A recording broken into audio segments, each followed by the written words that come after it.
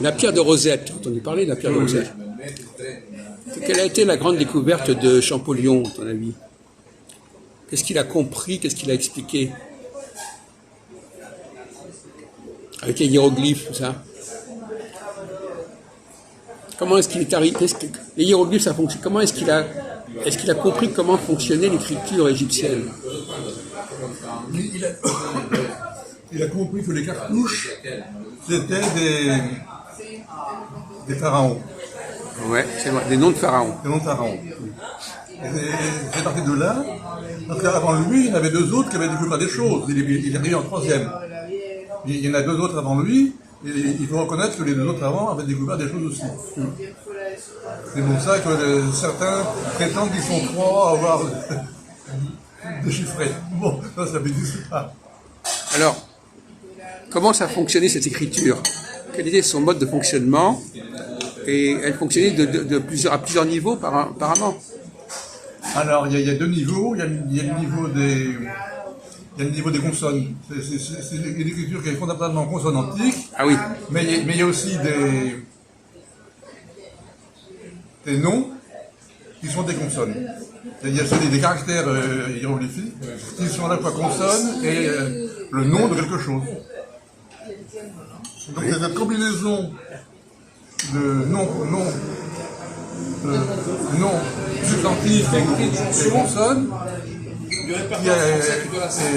a découvert le caractère, comment dire, consonantique, comme pour l'hébreu. Oui. Et alors par rapport aux Chinois? En français. Les Chinois, c'est pas ça. Ils ont bien des sonogrammes, mais c'est très marginal. Les sonogrammes en chinois, c'est très marginal. Ils ont des idéogrammes et des... Oui. Des idéogrammes, phonogrammes et des objets. Des objets représentés par les Chinois. La vache à 1000 francs. Alors, on revient à une question qu'on a déjà peut-être abordée. Est-ce que pour lire ces langues, il faut déjà les parler? Est-ce qu'il faut parler les langues avant de les lire? La vache arrive à la porte de machin, elle est à 10 francs. Une fois qu'elle arrive chez le boucher, c'est ça en gros. Voilà. Une langue vivante, on la parle avant de la lire. Oui. Mais une langue morte, c'est l'inverse. On la lit d'abord, on la parle après. Oui, mais quand elle était pas morte, c'était pas comme ça. Mais par exemple, dans le cas de l'hébreu, où on n'écrit pas les voyelles, il faut d'abord parler la langue, pouvoir lire. Et dans le cas du français ou de l'italien, on peut lire sans la parler. Dans le 8e, là, le baron.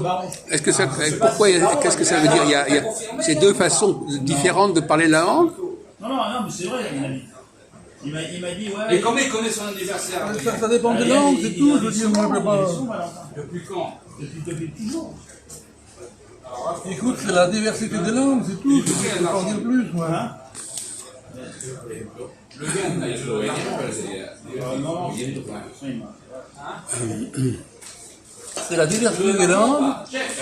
Et dans cette diversité, on peut faire des familles de langues. Il y a des langues qui sont de la même famille ou qui ont des traits communs, au niveau... Mais la langue n'est pas forcément l'alphabet. il a le droit d'y croire. On peut très bien avoir des langues qui ont des alphabets successifs. Donc c'est pas l'alphabet qui définit la langue. Donc c'est pas la langue n'est pas définie par la façon de lire le texte. Il va finir en taux. Contrairement à ce qu'on peut croire. Donc 40 kilos, il va pirater des cartes. Moins qu'on peut.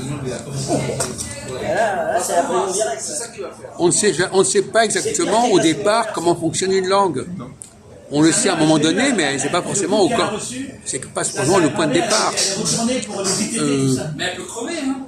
Elle peut crever après coup, hein, je te dis. Hein. Si elle crève, supposons qu'elle crève. Est-ce qu'on peut lui mettre un autre procès, mais avant la date? Alors, on va revenir sur la question de la polysémie. Est-ce qu'ils peuvent le prendre et le mettre en détention provisoire? Comment fait-on pour... Alors, voilà. Même s'il n'y a pas de preuve Comment fait-on?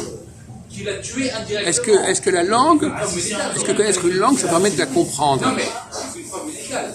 Ah bah, ils vont. Pas forcément. Ça dépend de l'outil. Ça peut crever, hein. Par exemple, si quelqu'un te parle, il y a qu'est-ce qui va t'aider pour comprendre ce qu'il dit?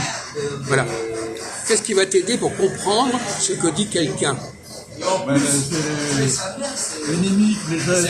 Oui. Les mimiques et les gestes. Oui. Il en a parlé. Oui. Et puis, Les sourires, non, il y a autre chose. Ils vont se mettre dans les cellules avec le regard. Non, qui vont le développer.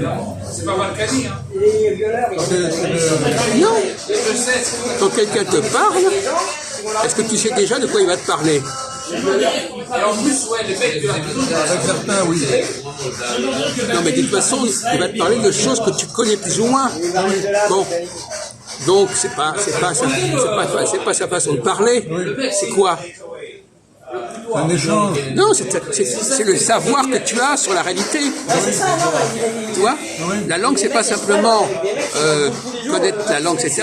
C'est aussi savoir de quoi on parle. C'est un savoir. Oui.